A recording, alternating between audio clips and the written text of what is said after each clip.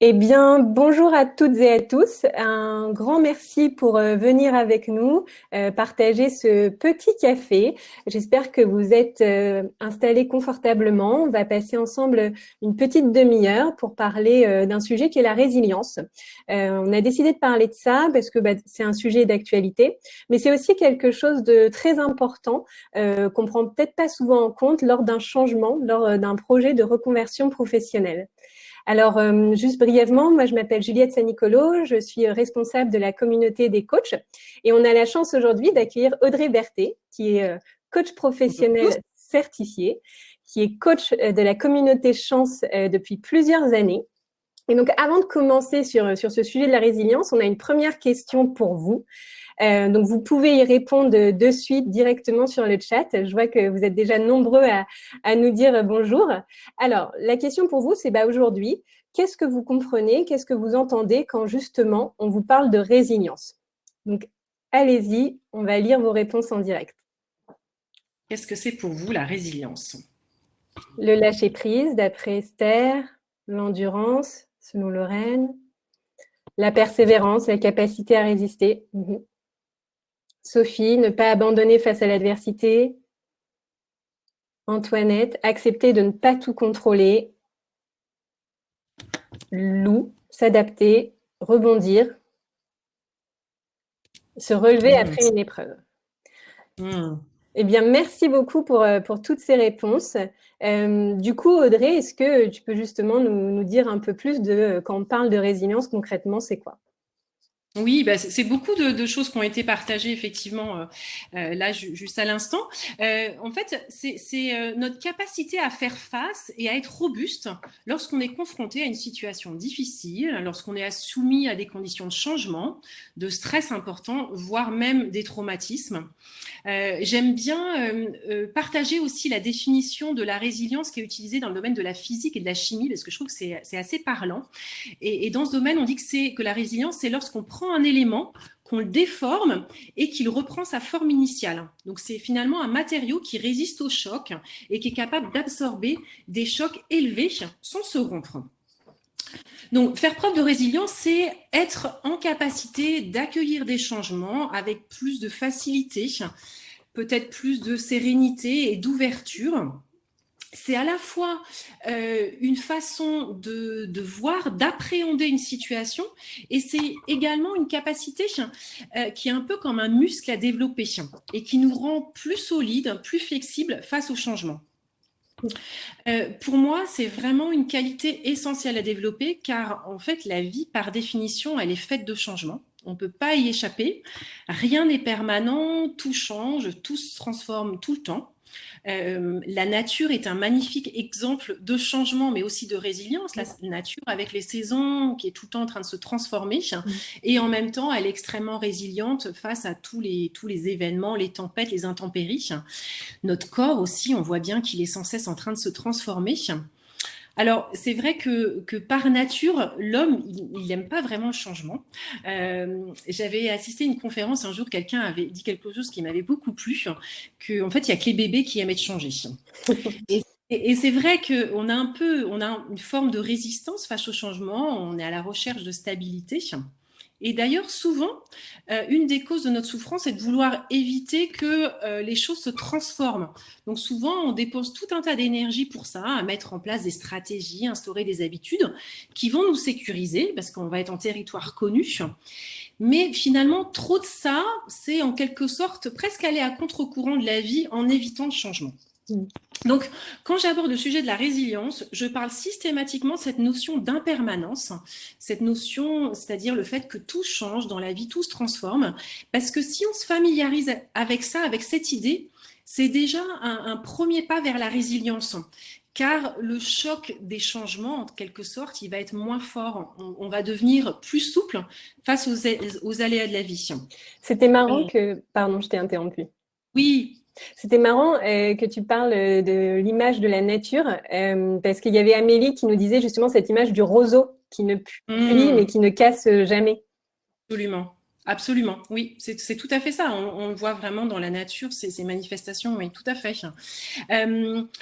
Et puis, je vais en parler un petit peu plus tard, mais aussi les changements, ça peut être des opportunités de transformation vers quelque chose de meilleur. Et pour terminer sur qu'est-ce que c'est la résilience, pour moi, c'est un sujet vraiment important, mais même à un niveau plus large, parce que pour moi, faire preuve de résilience, c'est être capable d'affronter les défis du monde. Et on voit bien avec ce qu'on est en train de vivre en ce moment, mais ces derniers mois, il y a eu tout un tas de crises. Et du coup, affronter les défis du monde, c'est faire face à des obstacles, à des choses que l'on ne souhaite pas forcément, mais réussir à continuer à être dans l'action plutôt qu'être totalement anéanti. D'accord. Et donc, c'était intéressant parce que tu disais que justement, la résilience, c'était quelque chose qu'on développait tout au long de notre vie. Ouais. Du coup, j'aurais peut-être une question pour les personnes là qui nous écoutent. Selon vous, aujourd'hui, quel est votre niveau de résilience actuel entre 0 et 5? Ce serait intéressant. Moi, je pense qu'actuellement, il doit être à 4. Ah, mais Ouais, il y a moi je pas dis. mal de 4. Ah, il y a un 3,8. Ah, 3, 4, 3, 5. Ah, intéressant, il y a Clémentine qui nous dit 4 en perso et 2 au travail. ah, oui, ouais, tout à fait. Ça peut être différent en fonction du contexte. Ouais. Mm. Et du coup, alors, selon toi, est-ce qu'on est tous dotés de cette aptitude finalement? Est-ce que c'est quelque chose de naturel, d'inné? Mm. Ouais. Bah, en tout cas, c'est une aptitude qu'on peut tous développer, ça c'est sûr. Alors, on est plus ou moins doués, plutôt dotés de résilience en fonction de nos expériences de vie, en fonction de comment on les a appréhendées, comment on les a vécues. Mais ce qui est sûr, c'est qu'on peut tous s'entraîner à devenir plus résilients. Parce que déjà, par nature, on n'est pas des êtres figés, on est des êtres qui sont en constante évolution, on peut grandir et se développer à chaque instant. Et je trouve que la période qu'on vit actuellement, elle est vraiment idéale pour observer justement quelle est notre relation à la résilience. Comment je suis, comment je réagis face à quelque chose qui est imposé, qui est contraignant aussi, face à un changement brutal de tout un tas d'habitudes quotidiennes. Et du coup, quel est mon niveau de résilience dans cette situation? Est-ce que je suis accablée? Est-ce que je suis angoissée? Est-ce que je suis inquiet? Est-ce que ça fluctue? Est-ce que je suis serein? Et on se rend bien compte en ce moment que chacun vit cette situation de manière différente. On la vit plus ou moins bien. Alors, bien sûr, on n'est pas tous égaux par rapport à la situation actuelle de confinement en fonction de notre contexte externe. Ceux qui sont voilà, en première ligne ou qui sont dans des environnements confinés avec beaucoup de monde, voilà, ça va pas être aussi simple pour tout le monde. Mais aussi, on est aussi inégaux sur la manière dont on le gère à l'intérieur. De nous. Et autant on peut pas influencer, ou peut influencer ce qui se passe à l'extérieur, on peut influencer ce qui se passe en nous. Et d'ailleurs, c'est quelque chose qui est très propre au coaching, ça, de travailler sur qu'est-ce qui dépend de nous. En coaching, on pose souvent cette question, qu'est-ce qui dépend de vous dans cette situation? Les événements extérieurs ne dépendent pas toujours de nous, mais ce qu'on en fait, ça dépend de nous. Donc en ce moment, on peut se dire, voilà, qu'est-ce qui dépend de moi dans cette situation pour que je la vive du mieux possible? Voilà, ça peut être comment je peux mieux gérer mes émotions, faire des aménagements intérieurs, mettre en place certains rituels qui peuvent nous aider. En tout cas, la réalité fait que, au cours de notre vie, on va tous être amenés à vivre des situations difficiles, des situations de changement, peut-être des épreuves. Mais la bonne nouvelle, parce qu'il y a toujours deux faces, c'est qu'on a tous la possibilité, de transformer ces difficultés en une force qui pourra vraiment être notre meilleur allié au quotidien. Et cette force, c'est la résilience. Donc, on sait tous faire face à des changements. Je voudrais juste terminer là-dessus sur cette question, c'est que on sait tous faire face à des changements, sortir de notre zone de confort et développer des aptitudes parce qu'on a commencé à le faire dès notre plus jeune âge. J'adore prendre la métaphore de l'enfant qui apprend à marcher. On est tous passés par là. C'était quelque chose d'inconnu, c'était un pas vers l'inconnu. On a dû lâcher une certaine forme de sécurité aussi en lâchant la main de nos parents. Donc ça, c'était un premier apprentissage, un premier pas vers l'inconnu et on en a plein. Donc on sait le faire.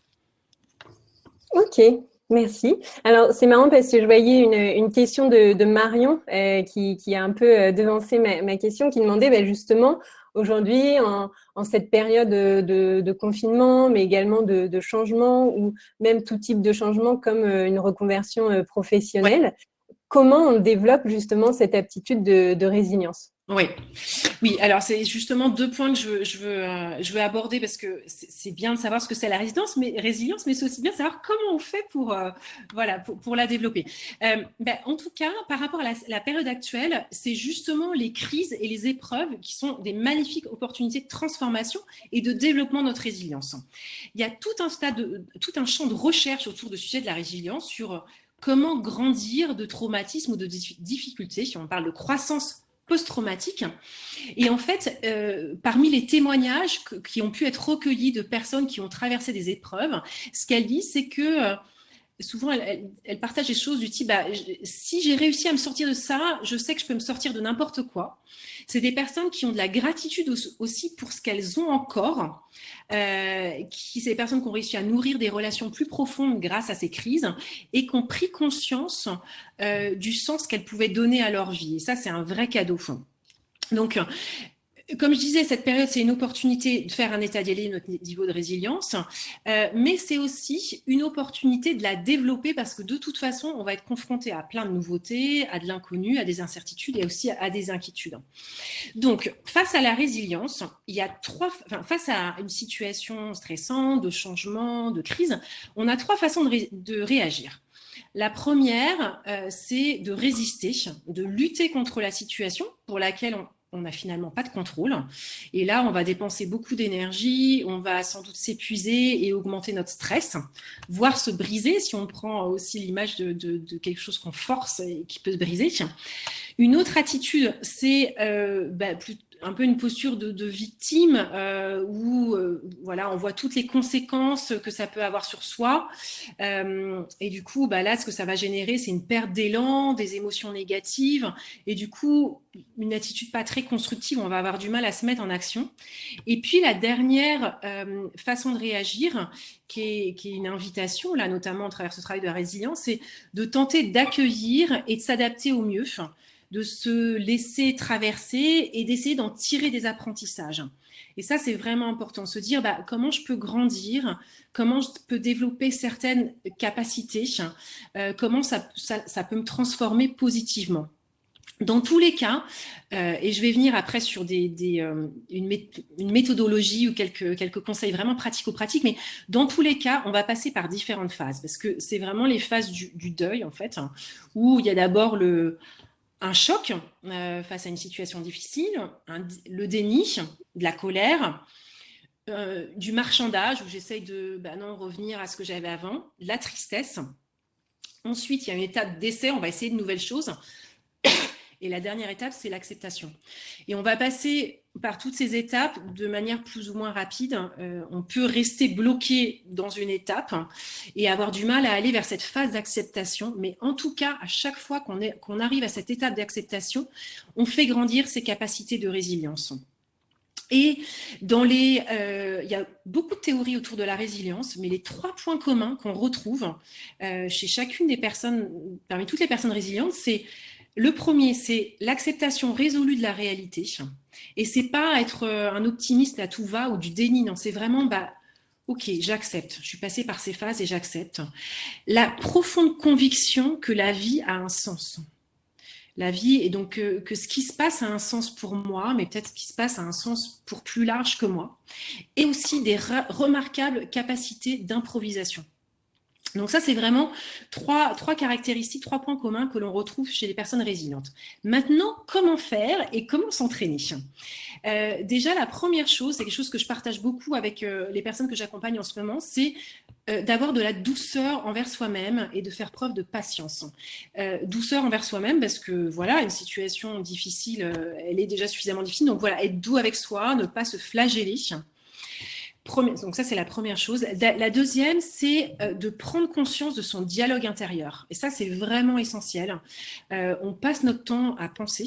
Notre mode par défaut, c'est de produire tout un tas de pensées. Mais il y a à peu près 70% du temps où on n'est pas conscient de ce qu'on est en train de se raconter. Et les histoires qu'on se raconte, elles sont pas forcément toujours très aidantes. Et en ce moment, le risque, c'est de faire tout un tas de projections vers le futur, tout un tas de projections catastrophiques.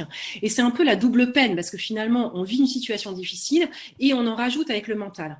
Donc ça, c'est un entraînement aussi à la prise de conscience de son dialogue intérieur et c'est quelque chose qu'on fait beaucoup en coaching d'ailleurs, mais ça va nous permettre de du coup gérer nos émotions. Si notre dialogue intérieur il est plus positif, si on se détache de ces projections négatives, ça nous permet de gérer nos émotions et donc de gérer nos réactions.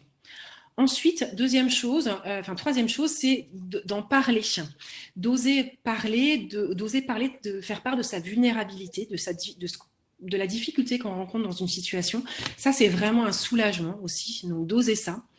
Ensuite, un entraînement aussi à la résilience, alors à faire en période de crise ou pas, c'est développer sa flexibilité.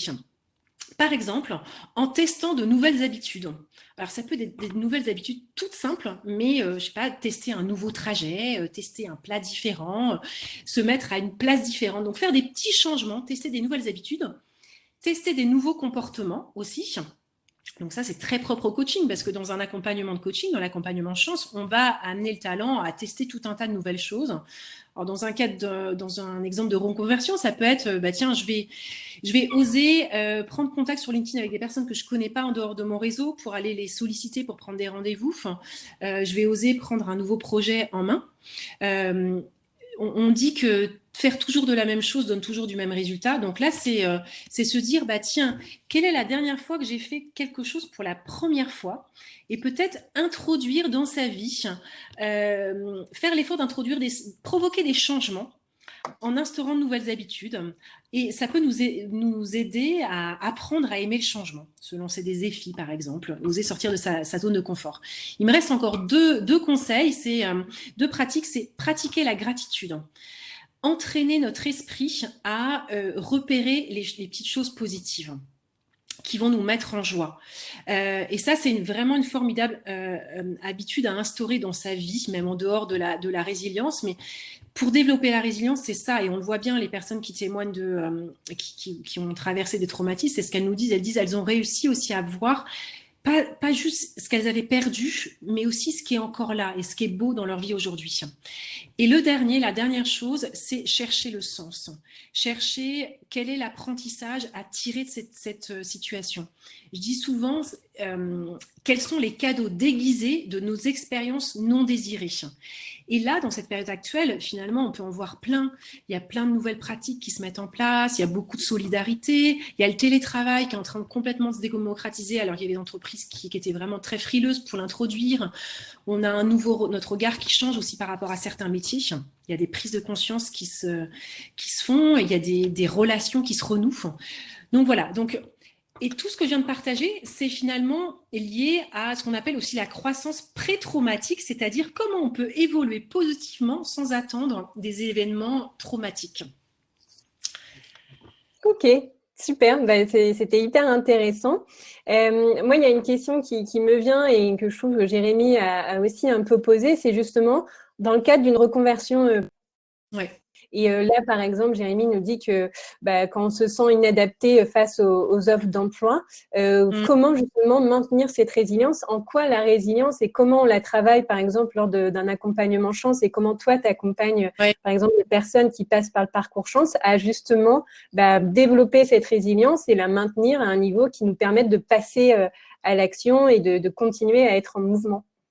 Ouais, c'est vrai qu'un projet de reconversion, de toute façon, c'est une période de changement. On va explorer plein de nouveaux territoires. On va souvent être confronté à l'inconnu, nouvelles professions, nouvelles compétences à développer, des actions nouvelles à mettre en place pour atteindre ces objectifs. Donc, en fait, c'est important dans un projet de reconversion d'avoir un bon niveau de résilience, d'avoir cultivé sa résilience, mais de toute façon, on va la développer pendant l'accompagnement parce que on va être amené à franchir de nouvelles étapes. Et là, le coach, il joue vraiment un rôle important dans le parcours lorsqu'on accompagne les talents parce que d'une part, on va les aider à se reconnecter à leurs valeurs, à leurs compétences, à leurs talents. Donc, d'avoir déjà savoir qu'est-ce qui se reconnecter à des apprentissages qu'on a pu faire dans sa vie, à ce qu'on sait faire aujourd'hui. Et en même temps, le rôle du coach, ça va être d'accompagner le talent à se libérer de certaines peurs, certaines croyances limitantes qui peuvent nous bloquer. Et justement, c'est en se reconnectant aussi à ses ressources, à ses apprentissages du passé, à ses forces, à ses compétences qu'on va réussir à le faire. Donc, pendant le programme, on met à la fois en lumière toute la valeur du talent, mais aussi les points de blocage qui peuvent être à travailler.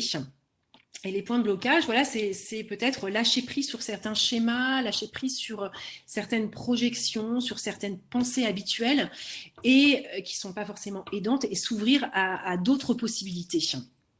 Donc, le coach, il va être là. Enfin, moi, la manière dont j'accompagne les talents, c'est par ça. Dans le programme Change, il y a tout un tas d'exercices qui invitent à la fois à aller rechercher, voilà, ces ressources et en même temps d'identifier qu'est-ce qui est difficile pour moi, qu'est-ce qui est bloquant, pour qu'on puisse ensuite le travailler en séance.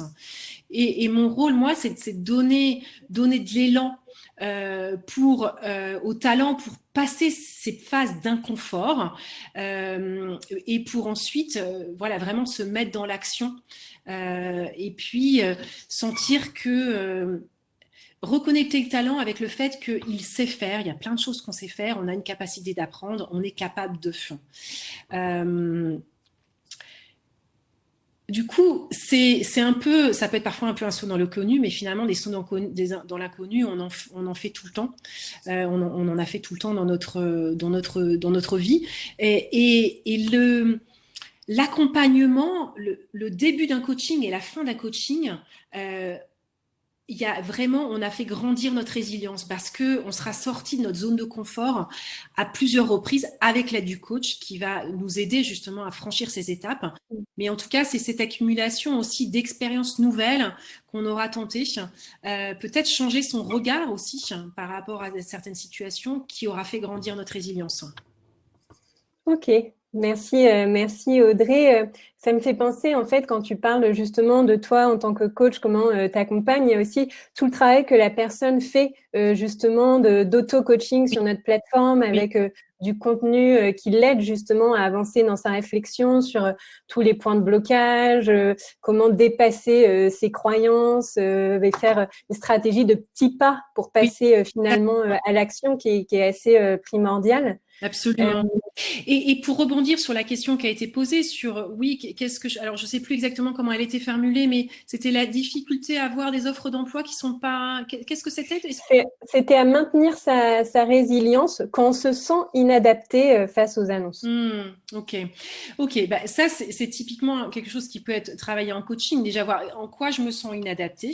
Alors, est-ce que il y a une partie finalement de mes compétences que j'ai pas réussi à valoriser ou comment je fais par rapport à ça? Effectivement, c'est quelle réaction je peux adopter pour que ce soit le plus facile pour moi à gérer. Alors, là, je donne une réponse un peu globale, mais en coaching, le coaching, c'est vraiment du sur-mesure. Donc, une personne qui arriverait en séance avec ça, mon rôle, ça serait vraiment de l'interroger sur qu'est-ce qui est difficile pour toi, en quoi tu te sens inadapté par rapport à cette offre. Et du coup, est-ce qu'il y a des offres qui pourraient être plus adaptées ou comment tu peux adapter ton discours ou la manière dont tu parles de toi pour te sentir en capacité de. Donc voilà, en tout cas, c'est des sujets qui vont être explorés pendant l'accompagnement. Super. Je vois que l'heure tourne et que c'est un sujet auquel on pourrait parler pendant des heures. Ce que je propose, c'est qu'on passe maintenant aux questions. Oui, pour ça, il y a Camille qui va nous rejoindre sur scène et qui va nous poser les 2-3 questions qui ont été les plus pertinentes pendant ce live. Bonjour à tous et à toutes et merci beaucoup pour votre participation et merci à Juliette et Audrey pour cet échange très très enrichissant.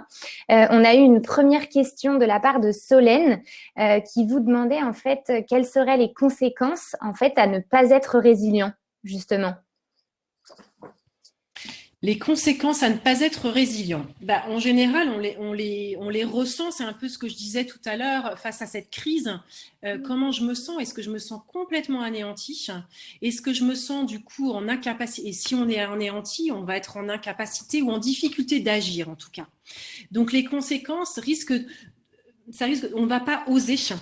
On va avoir peur d'eux, peut-être.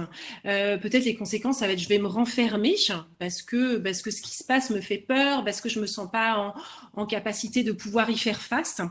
Donc le risque, c'est ça, c'est de pas être bien déjà à l'intérieur de soi, d'être en stress, un niveau de stress important, d'avoir une difficulté à sortir de l'angoisse, et puis une difficulté à se mettre en action. Super. Et à envisager de nouvelles perspectives, parce qu'il y a toujours de nouvelles options de toute façon, mais du coup de rester bloqué dans quelque chose et avoir difficulté d'envisager de nouvelles perspectives. Super, merci beaucoup pour cette réponse. On a Amélie aussi qui nous a posé la question et en fait qui souhaiterait avoir un exemple concret en fait d'une personne peut-être que vous avez accompagnée voilà, Audrey ou Juliette. Ouais. Oui, alors je pourrais en avoir plein. Je repense à quelqu'un en particulier qui m'a beaucoup touchée parce que c'est quelqu'un qui a démarré le coaching avec peu de confiance en lui parce qu'il disait voilà, j'ai un niveau d'études qui est très bas, je m'exprime pas bien en français et il avait plein d'envies. Il avait une envie de reconversion pour aller vers un projet vraiment très différent. Et pour ça, il fallait passer plein d'étapes qui lui faisaient peur, oser.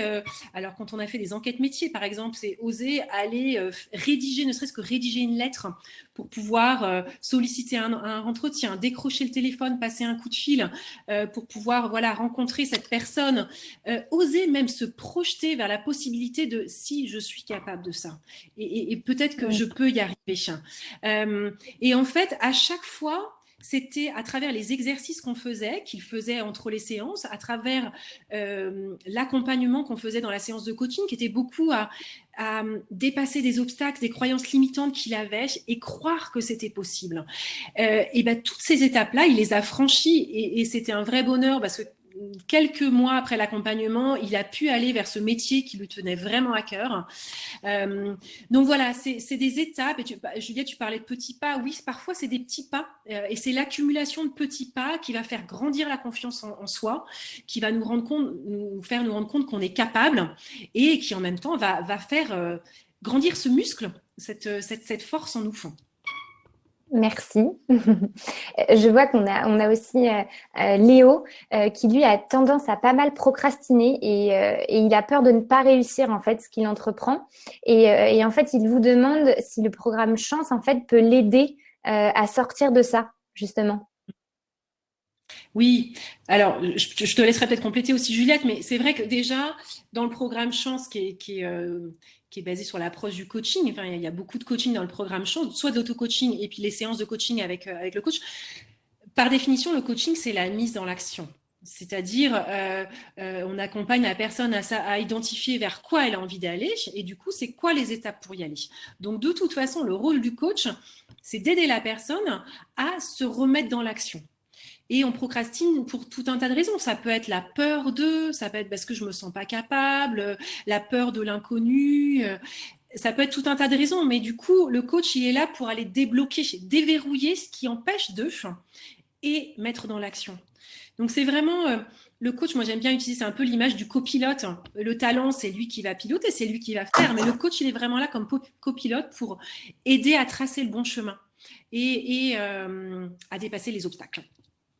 Juliette, peut-être que tu aurais quelque chose à ajouter à ça, hein. Moi, je vais peut-être plus parler aussi de l'auto-coaching, donc ce qu'on peut trouver aussi dans la plateforme. Donc, en fait, nous, l'auto-coaching chez Chance, c'est tout ce que le talent fait entre les séances de coaching pour justement que les séances de coaching soient vraiment à haute valeur ajoutée et plus particulièrement sur le sujet de résilience. Il va avoir, par exemple, tout un travail d'identification de croyances limitantes. Il va avoir aussi, par exemple, un travail sur comment j'ai pris mes choix par le passé et comment maintenant je vais prendre mes décisions pour identifier finalement qu'est-ce qui m'anime réellement, qu'est-ce qui va faire que voilà, j'ai été motivée pour me lancer dans quelque chose et finalement pourquoi aujourd'hui j'arrive plus à passer à l'action.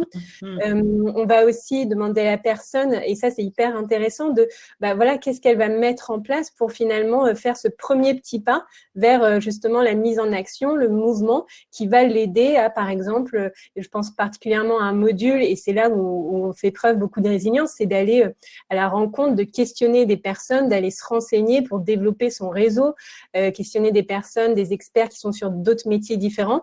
Voilà, ça c'est un module qui va accompagner justement la personne vers de la mise en action pour, par exemple, voilà, se renseigner plus sur les nouveaux métiers qui peuvent susciter son intérêt.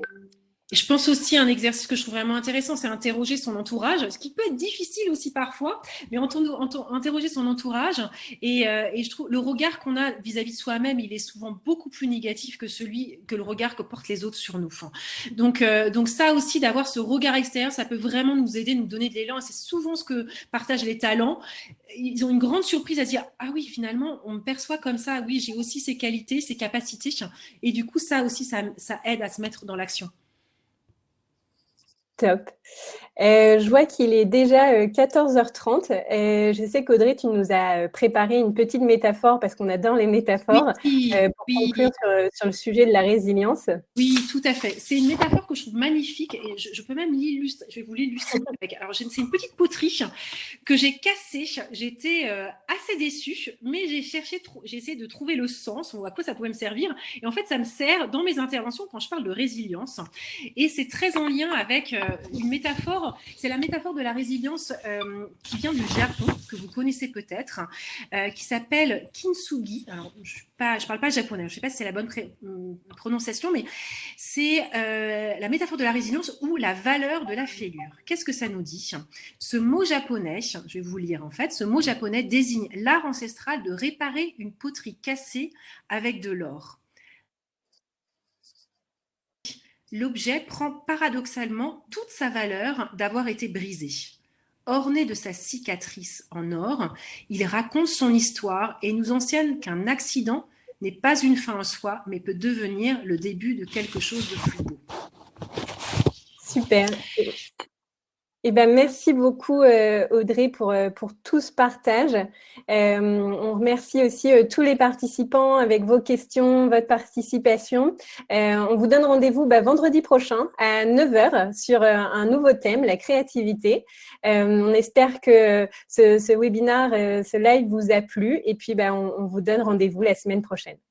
À très vite. Merci à tous. Au revoir. Au revoir.